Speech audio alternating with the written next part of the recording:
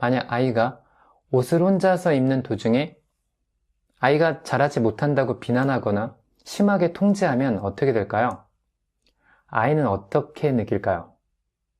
아이는 내가 옷을 혼자서 입을 능력이 안 되는구나.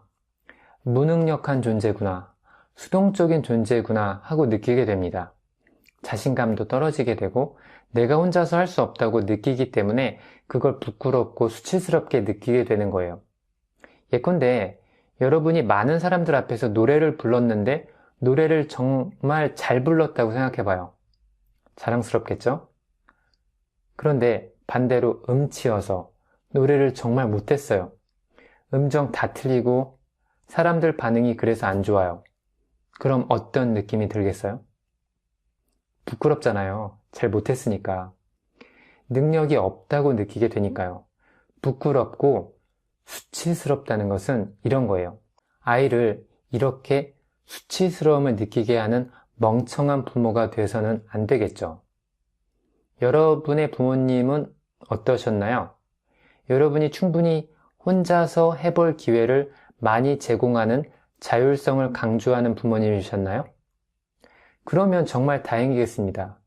이제 세 번째 발달 단계는 어린이집에 갈 나이의 시기에 해당됩니다. 만 3세부터 5세까지의 단계입니다. 이 시기엔 이제 아이가 더 많이 성숙해집니다. 아마 아이가 뛰어다닐 수도 있을 거예요. 아이가 아주 활동적이 되는 다이나믹해지는 나이대입니다. 이제 아이는 놀이터나 어린이집에서 친구들과도 같이 놀 수도 있습니다. 친구들과 조직해서 게임을 하기도 하고 가끔은 리드를 하기도 합니다. 아이는 스스로 해보는 여러 가지 시도를 많이 하게 됩니다. 그런데 이 시기에 부모들이 하는 주요 실수 하나는 너무 활동적으로 변해버린 아이를 벌을 많이 주거나 아이가 혼자 해보는 시도를 지나치게 제한한다는 겁니다. 아이가 이제 혼자서 결정하고 싶을 때가 많은데 그런 시도를 아예 차단해 버리는 것이죠. 이 시기엔 아이가 언어를 사용하는 면에서도 더 자유로워지기 때문에 부모에게 아주 많은 질문들을 하게 됩니다. 자기 주위에 있는 것들이 다 새로워서 알고 싶고 궁금하니까 부모에게 오만 가지 사소한 질문들을 하게 되는 거예요. 그럼 스튜핏한 부모는 그런 질문들을 아예 차단해 버리죠. 그런 질문 하지 말라고요. 귀찮고 성가시니까 그런 스튜핏한 질문들 하지 말라고 면박을 줄 때도 있어요. 그럼 아이는 어떻게 느낄까요? 수치심을 느끼겠죠. 그리고 그에 더해 죄책감까지 느끼게 됩니다. 수치심은 사람들 앞에서 노래를 잘 못 불렀을 때 느끼는 감정이지만 죄책감은 내가 뭔가 잘못을 했구나. 해서는 안 되는 것을 내가 했구나 라고 생각할 때 느끼는 감정이에요. 죄책감이 수치심보다 훨씬 더 강력하고 부정적인 감정이에요. 이런 감정들 자체가 나쁘다는 게 아니에요. 수치심도 그렇고 죄책감도 그렇고 아이는 모두 그런 감정들을 경험해 볼 필요가 있어요. 자신이 뭔가 잘못했을 때 죄책감을 느끼는 건 지극히 인간적이고 바람직한 감정입니다. 그런 죄책감을 느껴봐야 자제할 수 있게 되고 자신을 조절할 수 있게 되어서 비로소 양심이란 게 생기는 거예요. 인간이 더 인간다워지는 거죠. 반면에 죄책감을 느끼지 못하는 사람을 우린 사이코패스라고 부르잖아요. 다만 여기서 우리가 주의해야 하는 점은 아이가 너무 많이 빈번히 죄책감을 느끼게 해서는 안 된다는 점이에요.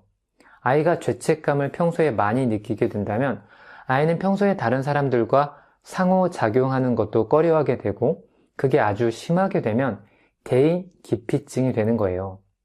죄책감이라는 것은 자기가 상대방한테 성가시다고 느껴지는 감정이거든요.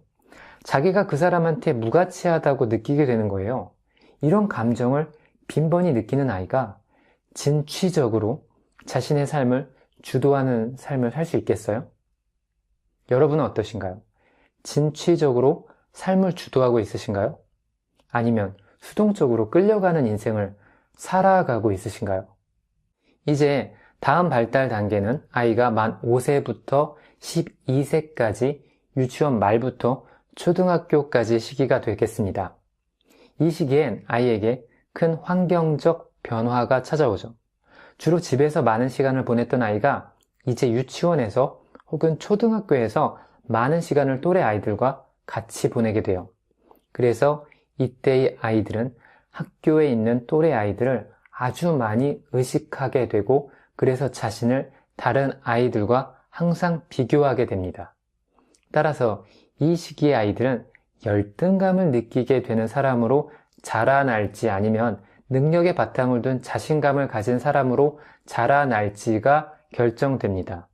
아이들은 동료 또래들을 많이 의식하기 때문에 동료들로부터 인정받는 것을 조금 과장되게 말해서 자기 목숨만큼 중요하게 여기게 됩니다. 여러분은 초등학교 시절에 친구들로부터 인정을 받는 아이였나요? 예를 들면 이런 거예요. 어떤 아이가 축구와 같은 운동을 정말 잘해요. 그럼 축구를 잘한다는 그거 하나로 또래 아이들한테 인정받는 거예요. 그럼 그게 그 아이의 자부심이 되는 겁니다. 자신감의 원천이 되는 거예요. 그래서 그 아이는 축구를 더 열심히 하게 되죠. 그걸로 인정받으니까요. 또 어떤 아이는 외모가 예뻐요. 그래서 남자아이든 여자아이든 그 아이를 좋아해줘요. 그러면 그 아이는 외모로 인정받는 거예요. 예쁘니까요. 그 아이의 인생에선 이제 외모가 굉장히 중요한 역할을 하게 될 가능성이 높게 됩니다. 외모로 인정받았으니까요. 이거 말고도 또래 아이들에게 인정받을 수 있는 분야가 아주 다양합니다. 게임 하나를 잘해도 인정받고 공부를 잘해도 단연코 인정을 받을 테고요. 그런데 만약 아이가 뭔가 잘하는 게 없다고 해봅시다. 잘하는 게 없어서 또 외모도 잘 나지 않아서 또래 아이들한테 인정을 못 받는다고 해보죠. 그러면 아이는 어떻게 느낄까요? 자신이 열등하다고 느끼는 거예요. 열등하다고 느끼게 되면 열심히 할 수가 없어요. 노력할 수가 없게 되는 거예요. 자신이 열등하다고 느끼기 때문에 자신에 대해 자신감이 없으니까요. 인정받지 못했으니까요. 이와는 반대로 아이가 인정을 받아서 자신감으로만 꽉 차 있으면 어떨까요?